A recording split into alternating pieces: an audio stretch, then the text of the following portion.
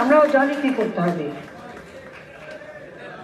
আর বারবার আঘাত দেবে আর আমরা চুপ করে বসে থাকবো, সহ্য করবো। 2022 সাল পর্যন্ত সহ্য করছি কেন? বাংলাদেশকে একটা লেভেলে আমরা নিতে চাই, সেই জন্য আজকে আমাদের দেশে অর্জনটা হয়ে গেছে। কিন্তু আজকেই বাংলাদেশের মানুষের ভাগ মিলে আর আমি ছিনিমিনি খেলতে দেবো না। কৃষক ভালো অবস্থা আছে, শ্রমিক ভালো অবস্থা আছে, তাদের জন্য কাজ করছি। দারিদ্র বিমোচন হয়েছে, সাক্ষরতার হার বেড়েছে, প্রতি ঘরে ঘরে আমরা আলো দেবো কথা দিয়েছিলাম, বিদ্যুৎ দিতে পেরেছি।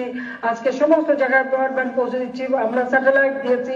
এখন আমাদের পরমাণু বিদ্যুৎ কেন্দ্র হচ্ছে, আমরা কর্ণফুলী টানেল আমাদের শেষ পর্যায়ে, আমরা সেটা একটা টিউব হয়ে গেছে, আর একটা টিউবের কাজও শেষ হলে আমরা চালু করে দেবো।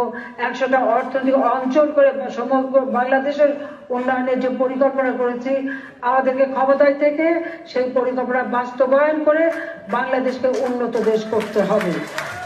এখানে যদি কেউ এসে ওইরকম দুটো বোমা মেরে পুলিশের উপরে একটা আঘাত করে নানারকম করে চাল ডাল দিয়ে খিচুড়ি খাইয়ে এই সরকার হটায় দেবে, এত ভাত দুধ দিয়ে খায় না,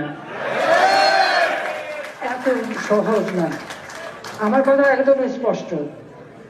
আমরা সেই 75 থেকে 21 বছর শুধু মার খেয়েছি।